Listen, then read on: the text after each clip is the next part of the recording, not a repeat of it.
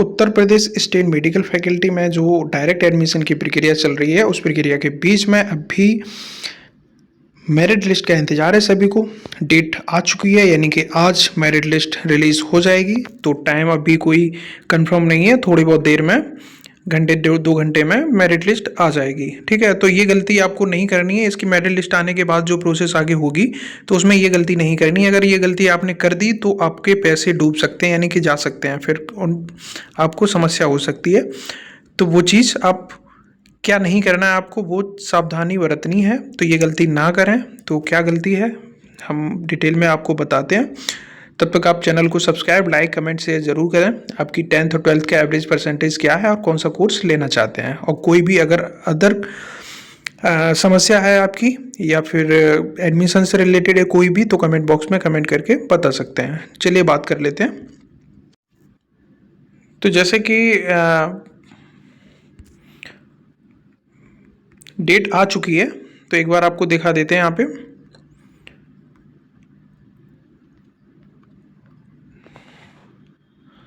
तो इसमें साफ साफ बता दिया गया था कि ये पहले क्या क्या प्रोसेस होगी और आपको कहाँ पे पैसे पे करने होते हैं और कहाँ कहाँ पैसे पे करने होंगे, और वो सावधानी वहाँ पे आपको बरतनी है। तो वो चीज़ है। पहले तो जैसे यहाँ पे मेरिट लिस्ट आएगी तो यहाँ पे आप अपना नाम चेक कर लेंगे। नाम लॉगिन करेंगे अपना फॉर्म।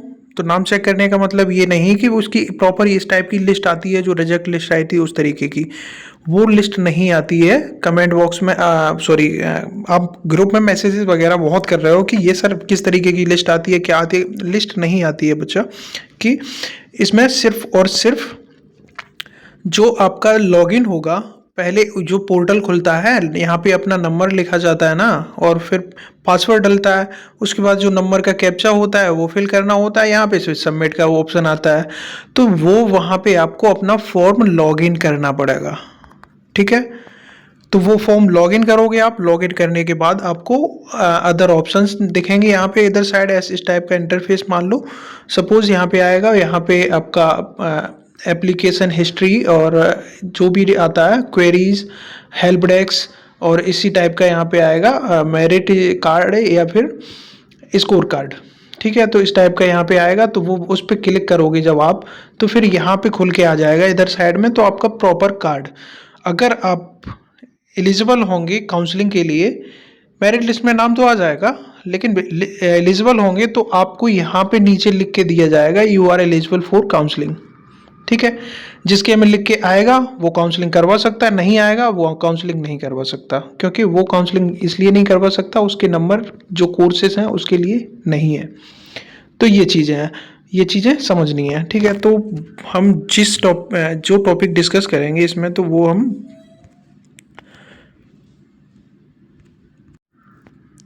बता देते हैं। जैसे कि ये सारे डॉक्यूमेंट्स हैं जो जिसका सत्यापन यानी कि वेरिफिकेशन हुआ, जो डॉक्यूमेंट्स हैं इन सभी का वेरिफिकेशन होने के बाद आपकी जो रिजेक्ट लिस्ट तैयार हुई थी, इन्हीं सारे डॉक्यूमेंट्स को देख के हुई थी। ठीक है, तो ये सारे डॉक्यूमेंट आपके सही थे तो आपका फिर रिजेक्ट लिस्ट में नाम नहीं आया, तो इसका मतलब आपके ये सारे डॉक्यूमेंट बिल्कुल करेक्ट हैं। ओके, नेक्स्ट बात करते हैं। ये चीज़ें होने के बाद आपका जो काउंसलिंग प्रक्रिया होगी वो 3 चरणों में होगी। 3 अलग अलग चरण होंगे, और जो फर्स्ट राउंड होगा उसमें आपको 500 रुपये जो पे करना था वो नहीं करना पड़ेगा, क्योंकि आपने जो एप्लीकेशन के टाइम पे 500 रुपये काउंसलिंग का चार्ज पहले ही दे दिया गया है। अगर आप सपोज करो फर्स्ट काउंसलिंग में जाके फिर सेकंड काउंसलिंग में और थर्ड काउंसलिंग में जाते हो, तब उस कंडीशन में आपको 500 रुपये पे करने पड़ेंगे। तो ये चीज़ें ये भी जाने। ठीक है, 3 चरण होंगे, फर्स्ट होगा, सेकंड होगा, थर्ड होगा। और फिर बात आती है सिक्योरिटी फीस की। तो यहाँ पे आप लोगों को समझना है क्या है, इस तरीके की गलती यहाँ पे नहीं करना चाहिए। कौन सी गलतियाँ हैं, जैसे कि आप पहले तो मेरिट लिस्ट आई, उसमें आपने देख लिया और काउंसलिंग के लिए रजिस्ट्रेशन फिर कर दिया। रजिस्ट्रेशन के बाद फिर आपको चॉइस फिलिंग करने के लिए बोला गया। ठीक है, रजिस्ट्रेशन भी कर दिया, चॉइस फिलिंग के लिए आगे बढ़ना है। तो चॉइस फिलिंग करने से पहले करना क्या होता है, चॉइस फिलिंग करने से पहले आपको जो सिक्योरिटी फीस होती है 5,000 रुपये, वो आपको पे करनी पड़ेगी।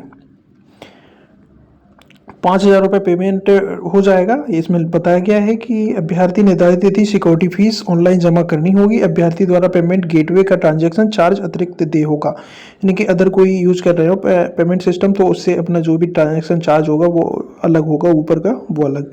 सिक्योरिटी फीस जमा करने की रसीद डाउनलोड कर उसका प्रिंट अभ्यर्थी अपने पास सुरक्षित रखें। ये फिर एडमिशन के टाइम पे आपको फीस में ऐड होके इंक्लूड रहती है ₹5,000 ये वाली फीस, ठीक है।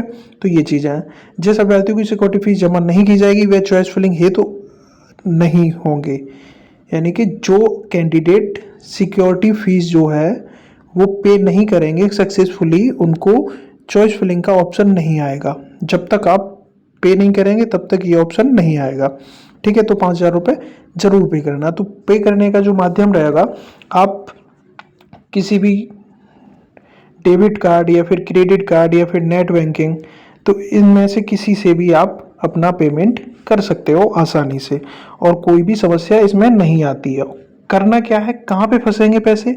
पैसे फंसने का सबसे बड़ा इशू होता है यहाँ पे जो यूपीआई सिस्टम होता है। यूपीआई ट्रांजैक्शन में आपको पैसे फंसने के पूरे पूरे चांसेस हैं, और फंस भी जाते हैं, और आपकी काउंसलिंग प्रक्रिया पूरी निकल जाती है, और फिर आप ना पेमेंट सक्सेसफुल होता है और ना ही कुछ हो पाता है। तो ये चीज़ जो पेमेंट बता रहे हैं, जैसे कि मान लो पेमेंट ये है, आपने पेमेंट करा है गूगल पे से, गूगल पे से आपने पेमेंट कर दिया, ₹5,000 कट गए आपके, डिडक्टेड हो गया अमाउंट जो भी होना था, और जहाँ पे करना है वहाँ पे सक्सेसफुली हुआ नहीं। ट्रांजैक्शन सक्सेसफुली हो गया, बट जो जहाँ पे आपको शो होना चाहिए, जैसे ही यहाँ पे ट्रांजैक्शन करेंगे यहाँ पे चॉइस फिलिंग के लिए कॉलेज ओपन हो जाती है, ठीक है। अगर यहाँ पे ट्रांजैक्शन यूपीआई से कर दिया आपने, यहाँ पे पेंडिंग फंस गया। अब पेंडिंग फंस गया, प्रॉब्लम हो गई। यहाँ पे प्रॉब्लम होने के बाद फिर इस कंडीशन में आपको फिर चॉइस फिलिंग का ऑप्शन खुल के नहीं आएगा, तो फिर वहाँ पे पूरी काउंसलिंग भी बीत जाती है, 3-3 4-4 दिन पेंडिंग रहता है अमाउंट, तो फिर वहाँ पे दिक्कत आएगी। तो ये वाले पेमेंट करने से बचें, जैसे गूगल पे हो गया, गूगल पे से पेमेंट नहीं करना है आपको, फ़ोन पे से नहीं करना है आपको, पेटीएम से नहीं करना है आपको, और जितने भी यूपीआई सिस्टम्स हैं, यूपीआई ट्रांजैक्शन आईडीज़ हैं, और वहाँ से तो करना ही करना नहीं है, ठीक है। और जो भी पेमेंट करोगे, आपने कंप्यूटर सेंटर पे या किसी भी सीएससी सेंटर पे आपने फॉर्म अप्लाई किया, तो आपको जो ₹5,000 अमाउंट पे करना है वो अपने अकाउंट से पेमेंट करवाएं। जिस अकाउंट से पेमेंट करवाओगे, क्योंकि किसी कंडीशन में आपको कॉलेज नहीं कोर्स नहीं मिलता है, कॉलेज या कोर्स, तो उस कंडीशन में आपका रिफंडेबल होता है ये अमाउंट, ये ₹5,000 वापस दिए जाते हैं, ठीक है। तो ये ₹5,000 जब वापस दिए जाएंगे, जब आपने अपना अकाउंट लगाया होगा, तब उसी अकाउंट में आते हैं। तो वो अकाउंट आपने लगाया ही नहीं, लगा दिया कैफ़े वाले का, तो वो ये अमाउंट जो होता है वो कैफ़े वाले के अकाउंट में पहुंच जाएगा।